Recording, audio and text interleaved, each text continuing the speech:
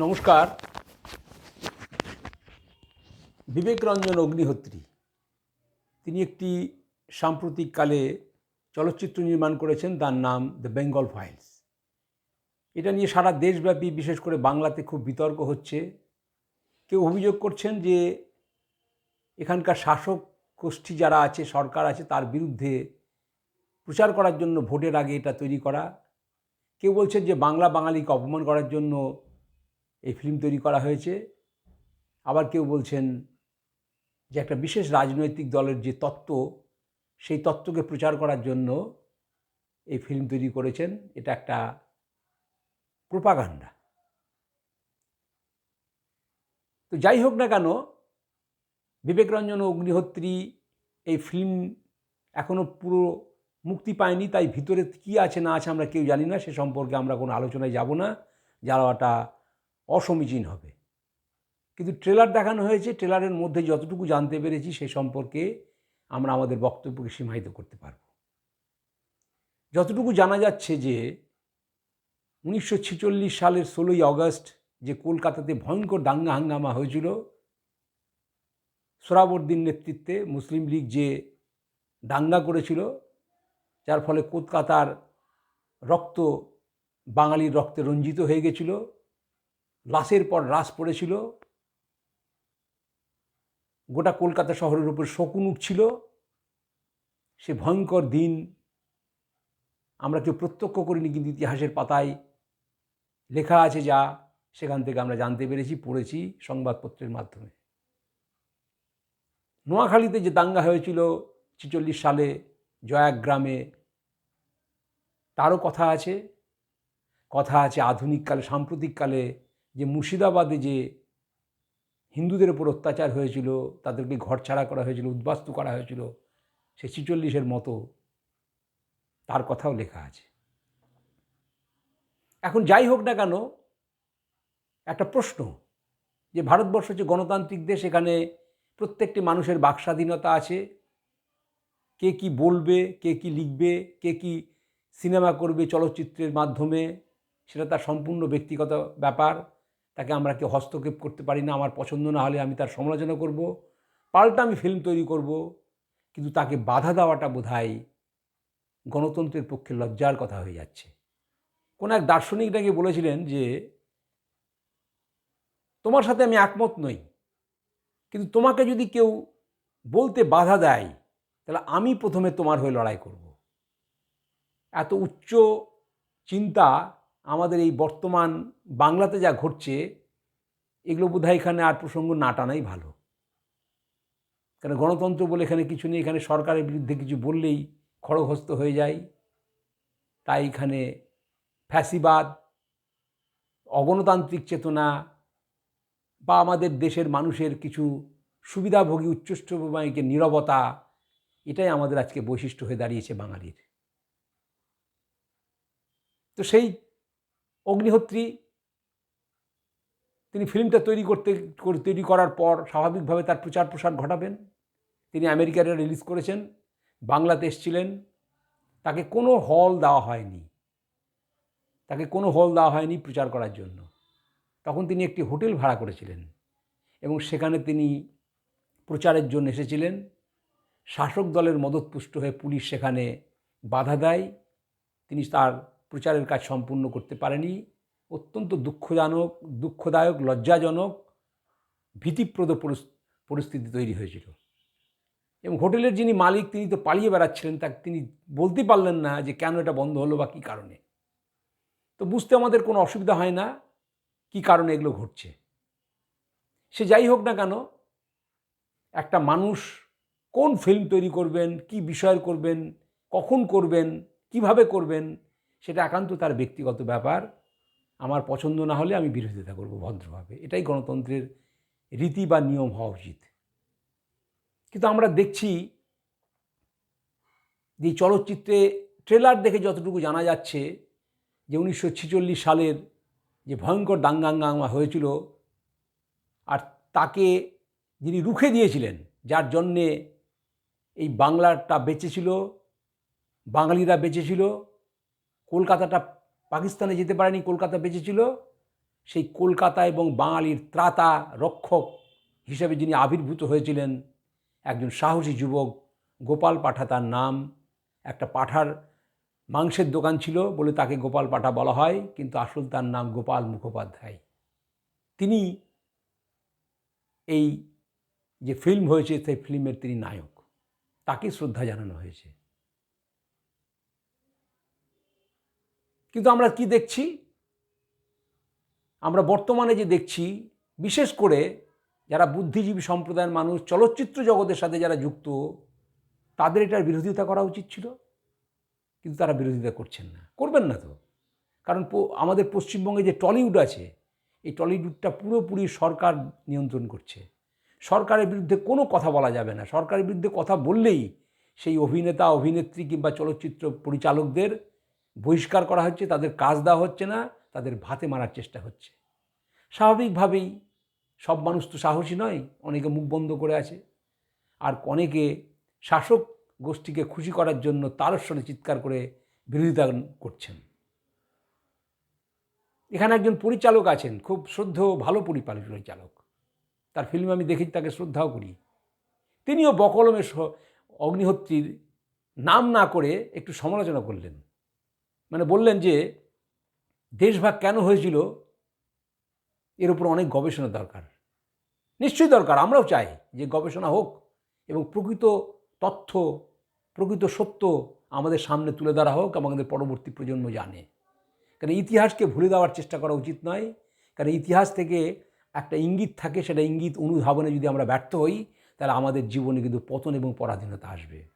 সেই জন্য ইতিহাসের দিকে মুখ ফেরাতে হয় এই কারণেই।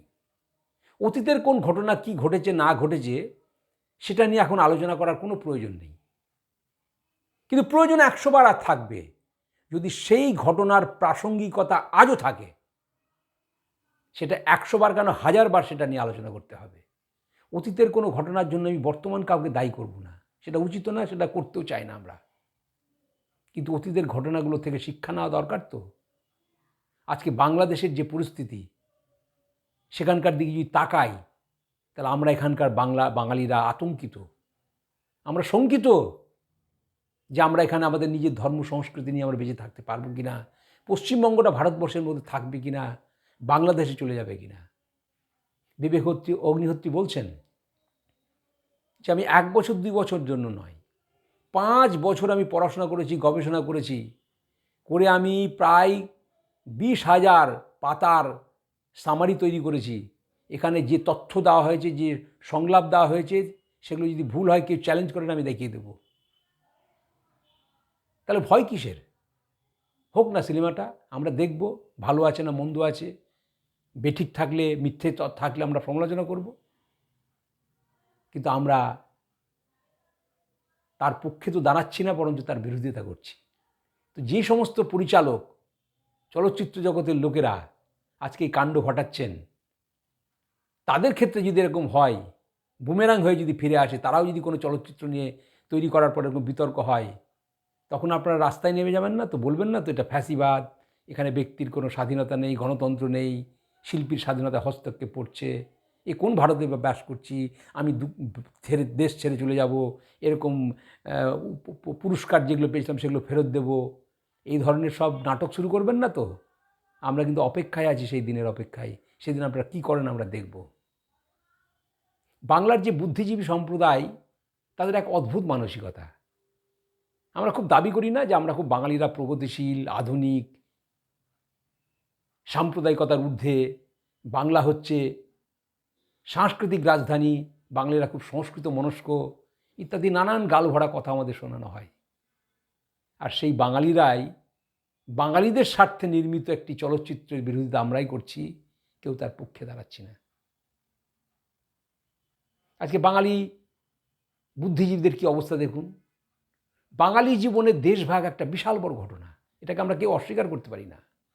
কোটি কোটি মানুষ উদ্বাস্তু হয়েছে, দেশ হারা হয়েছে, লক্ষ লক্ষ মানুষ নিহত হয়েছে, বাবার সামনে মেয়েকে ধর্ষণ করা হয়েছে, স্বামীর সামনে স্ত্রীকে ধর্ষণ করা হয়েছে,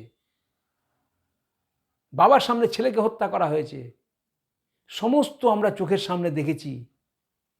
আমাদের কোটি কোটি টাকার সম্পত্তি, বাড়ি ঘর, জমি জামা ফেলে প্রাণ পাখিটিকে সাথে করে শুধু নিজের ধর্মের কারণে আমরা এপার বাংলায় পালিয়ে এসেছি। সুতরাং সেই বাঙালির জীবনের দেশভাগের ক্ষত, দেশভাগের যে যন্ত্রণা আমরা ভুলে যাইনি। তাকে ভুলতে দেওয়া উচিত না, তাকে জাগিয়ে রাখা উচিত। কারণ যদি অতীতের ঘটনা যদি আমরা ভুলিয়ে দিই, তাহলে ভবিষ্যতে আমরা আবার ওই ধরনের সমস্যার সম্মুখীন হলে আমরা মোকাবিলা করতে পারবো না। সুতরাং বেঙ্গল ফাইলস, অগ্নিহোত্রী বললেন যে Bengal will be the next Kashmir. অর্থাৎ বাংলার যা ভয়ঙ্কর পরিস্থিতি, কাশ্মীরে যেমন হিন্দু শূন্য হয়ে গেছে, বাংলাও হিন্দু শূন্য হবে। বাংলাও ভারতবর্ষে থাকবে কি না, বাঙালিরা আমরা নিজেদের ধর্ম সংস্কৃতি নিয়ে আমরা এখানে থাকতে পারবো কিনা নিয়ে যথেষ্ট সন্দিহান আমরা। আপনি দেখুন বাংলার শ্রেষ্ঠ সাহিত্যিক সুনীল গঙ্গোপাধ্যায় ওপার বাংলা থেকে এপারে চলে এলেন, প্রগতিশীল মানুষ, ধর্মনিরপেক্ষ মানুষ। উনি যা লিখতেন সেই ধরনের লেখালেখি যদি বাংলাদেশে বসতে লিখতেন, উনি বেঁচে থাকতেন কিনা আমার সন্দেহ আছে। হুমায়ুন আজাদের কথা মনে আছে তো, যাকে চপার দিয়ে হত্যা করা হয়েছিল? ওই ধরনের ঘটনা হয়তো সুনীল গঙ্গোপাধ্যায়ের জীবনেও ঘটত। তো তিনি তার ব্যবহারের দ্বারা প্রমাণ করে দিলেন যে ওই দেশে থাকা যায় না, তাই এই দেশে তিনি পালিয়ে এলেন। কিন্তু এই দেশে কেন পালিয়ে এলেন, অর্থাৎ বাঙালির জীবনে যে দেশভাগ একটা বড় ঘটনা, সে সম্পর্কে তিনি সেরকমভাবে কিছু লিখলেন না। তাকে জিজ্ঞেস করেছিল, সাংবাদিকরা জিজ্ঞেস করেছিলেন, তখন বললেন হ্যাঁ আমি লিখিনি আমার উপন্যাসের গল্পের মধ্য দিয়ে দেশভাগকে নিয়ে, কারণ দেশভাগের ওপরে সত্যি ঘটনা লিখতে গেলে মুসলমানদের ঘাড়ে দোষ চেপে যাবে, তাতে পরিস্থিতি আরও খারাপ হবে বলে আমি নিই। কি অদ্ভুত যুক্তি বাংলার শ্রেষ্ঠ সাহিত্যিকের। অর্থাৎ কালোকে কালো, সাদাকে সাদা বলার তার সাহস হলো না, সত্য বলার তার সাহস হলো না, বরঞ্চ সত্যকে তিনি ধামা চাপা দিয়ে সেটাকে ভুলিয়ে দেওয়ার চেষ্টা করলেন। কিন্তু ভুলিয়ে দিয়ে কিন্তু সমস্যার সমাধান হয় না। তাই এই সমস্যার সমাধান হয়তো নি, আরও দিন দিন বেড়ে চলেছে। আপনারা দেখুন চলচ্চিত্র জগতের দিকে তাকান, দেশভাগের উপরে যেমন সাহিত্যে সেরকমভাবে প্রভাব ফেলেনি, চলচ্চিত্র সেরকমভাবে পড়েনি। ঋত্বিক ঘটক দেশভাগের উপরে কিছু ফিল্ম তৈরি করেছেন, আমি দেখেছি, সেগুলো ভালো লেগেছে।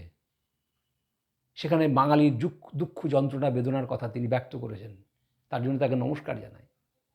কিন্তু এই প্রশ্নটাকে আমি ঋত্বিক ঘটককে করতে পারি না যে আপনি তো ওপার বাংলা থেকে পালিয়ে এলেন, কিন্তু দেশভাগটা কেন হলো, কাদের জন্য হলো, কারা দায়ী, সেই কথা তুমি আপনি তুললেন না কেন? সেই প্রশ্ন কি আমরা তুলতে পারি না? সেই প্রশ্ন তোলা হয়নি। আরেকজন চলচ্চিত্রকার আছেন, পরিচালক মৃণাল সেন, তার বইয়ে সিনেমা আমি অনেক দেখেছি, তিনি একজন শ্রদ্ধেয় ব্যক্তিত্ব, তিনিও ওপার বাংলার লোক। তিনিও তার যে চলচ্চিত্র, সেই চলচ্চিত্রের মধ্যে তিনি কখনোই দেশভাগের কথা কিন্তু তুলে ধরেননি। আর বিখ্যাত চলচ্চিত্রকার সত্যজিৎ রায়, তিনিও ময়মনসিংহের লোক, এবার বাংলায় চলে এলেন, ওপার বাংলায় থাকতে পারলেন না, তার 14 পুরুষের বাস্তব ভিটে ছেড়ে। আজকে তার বাড়ি ধ্বংস করে দেওয়া হলো, ওই জেহাদিরা ধ্বংস করে দিলেন। সত্যজিৎ বাবু, আপনি স্বর্গ থেকে দেখছেন তো আপনার ফেলে আসা বাড়ি ঘর, জেহাদিরা তার সামান্য কিছু চিহ্ন রাখবে না। অথচ আপনি ওপার বাংলা থেকে এলেন, আপনি একটু ফিল্ম তৈরি করলেন না দেশভাগের ওপরে, বাঙালির যন্ত্রণাকে আপনি তুলে ধরলেন না। অথচ এই যে সমস্ত চলচ্চিত্রকার বুদ্ধিজীবীদের কথা বললাম, এরা মূলত কিন্তু বামপন্থী। এই বামপন্থী লোকেরা যে আমাদের বাঙালির কী ক্ষতি করেছে আপনারা কল্পনা করতে পারবেন না। অর্থাৎ বাঙালির মগজকে ধলাই করে ফেলেছে। এরা গরিব বড়লোকের তত্ত্বকে খাড়া করেছে আর সুপরিকল্পিতভাবে ফিল্মগুলো তৈরি করেছে। আর সেখানে সত্যজিৎ রায়ের ফিল্ম দেখুন কী তৈরি করেছেন উনি, জয় বাবা ফেলুনাথ, দেবী, কাপুরুষ মহাপুরুষ, এই ফিল্মগুলোর মধ্যে হিন্দু ধর্মের ত্রুটি বিচ্যুতি, কুসংস্কার এগুলোকে তুলে ধরেছেন। বেশ করেছেন, সেটা দরকার আছে, তার জন্য তার আমি সমালোচনা করছি না। কিন্তু আপনি এই ন্যারেটিভগুলোকে খাড়া করে আপনি মানুষের দৃষ্টিকোণকে ওদিকে খুব চাতুর্যের সাথে, বুদ্ধিমত্তার সাথে আপনারা ঘুরিয়ে দিলেন। আর যে দেশভাগ হলো, যে দেশভাগ নিয়ে আমাদের ক্ষত আজও আছে, দেশভাগের যন্ত্রণা আমরা আজও ভুলতে পারি না কেউ। সে কংগ্রেস হোক, কমিউনিস্ট হোক, যে পার্টি হোক না কেন, সবাই আমরা ওপার বাংলা থেকে বাংলায় পালিয়ে এসেছি। আমাদের দুঃখ বেদনা যন্ত্রণা কিন্তু ভেতরে আছেই। আমি বহু মানুষের সাথে ব্যক্তিগতভাবে কথা বলে এটা উপলব্ধি করেছি। তো সেইগুলো করলেন না কেন আপনি? আপনি খুব সুচাতুর্যের সাথে এই ন্যারেটিভটাকে পাল্টে দিলেন। সমস্ত এই বামপন্থী লোকগুলো এই কারণে এগুলো কাজ করেছে, করেছে এই কারণেই যে বামপন্থীরা, কমিউনিস্ট পার্টি এই মুসলিম লীগকে সমর্থন করেছিল, দেশভাগকে সমর্থন করেছিল, আর সেই দেশভাগের পাপই হচ্ছে এই বামপন্থীরা, এই কমিউনিস্টরা। তাই তারা সুপরিকল্পিতভাবে ন্যারেটিভটাকে এইভাবে চেঞ্জ করে দিয়ে ভুলিয়ে দিল যে না, দেশভাগ টেশভাগ কিচ্ছু হয়নি, ওই সমস্ত ভুলে যাও। মানে ভাবখানা এখন যে হিন্দু যেন মরার জন্যই জন্মেছে, হিন্দু আক্রান্ত হওয়ার জন্মেছে, হিন্দু কোনো প্রতিবাদ করবে না, প্রতিবাদ করাটা অন্যায়, এইটা তারা আমাদেরকে শিখিয়ে এসেছে। এইভাবে তো বাঁচা যায় না। এটাকে প্রগতিশীল, এটাকে মানবতাবাদ বলে না। দেখুন ওই মানবতাবাদের কথা কারা বলে? যারা ভীরু কাপুরুষ, যারা লড়াই করতে জানে না, রুখে দিতে জানে না, ওই তারাই সুরক্ষিত জায়গায় পালিয়ে এসে উদারতার কথা বলে। আপনি দেখবেন পাড়াতে কোনো গণ্ডগোল হলে কোনো উচ্চশিক্ষিত বুদ্ধিজীবী লোক এসে আপনাকে বাঁচাবে না। এই যে বুদ্ধিজীবীরা যে সব টিভির সামনে এসে বড় বড় কথা বলেন না, তাদের দেখবেন কেউ রাস্তায় নেমে এসে আপনার কোনো বিপদে পাড়াতে দাঁড়াবে না। ওই বিপদে এসে পাড়াতে দাঁড়াবে কারা জানেন? যে কম লেখাপড়া জানা ওই মস্তান ঘোষের ছেলেরাই। ঠিক সেই রকম 1946 সালে যে দাঙ্গা হয়েছিল, সেখানে তথাকথিত বুদ্ধিজীবীরা কিন্তু পথে নেমে সাধারণ মানুষকে কিন্তু বাঁচায়নি। বাঁচিয়েছিল গোপাল মুখোপাধ্যায় নামক এক সাহসী যুবক, যিনি গান্ধীজির কথা অমান্য করেছিলেন, শোনেননি, এবং পথে নেমে পাল্টা মার দিয়েছিলেন বলে হিন্দুরা বেঁচেছিল, কলকাতা বেঁচেছিল। সেই গোপাল পাঠারকে দেখানো হয়েছে ফিল্মের মধ্যে, তাকে শত শত প্রণাম জানায়। সুতরাং যে কাজটা বাঙালিদের করার কথা, সেই কাজটা সেই বাঙালির স্বার্থে, বাংলার জন্য যে কাজটা করা দরকার ছিল বাঙালির পরিচালকদের, তারা সেটা না করে তার বিরোধিতা করছে। সারা ভারতের মানুষ তো দেখে হাসছে যে কেমন বাঙালি রে ভাইয়েরা, বাঙালিদের স্বার্থে একটা ফিল্ম তৈরি করা হয়েছে, বাঙালিরাই বিরোধিতা করছে। আর কোথাকার কোন হাজার মাইল থেকে দূর থেকে আসা বিবেক অগ্নিহোত্রী একজন অবাঙালি, তিনি বাংলার স্বার্থে, বাঙালির স্বার্থে, তার মধ্যে জাগরণ আনানোর জন্য, চেতনা ফেরানোর জন্য, তার অতীতকে দেখানোর জন্য একটা ফিল্ম তৈরি করেছেন। সুতরাং সেই চলচ্চিত্র পরিচালক বিবেক অগ্নিহোত্রী, আপনাকে এই ফিল্ম তৈরি করার জন্য আমি শত কোটি প্রণাম জানাই।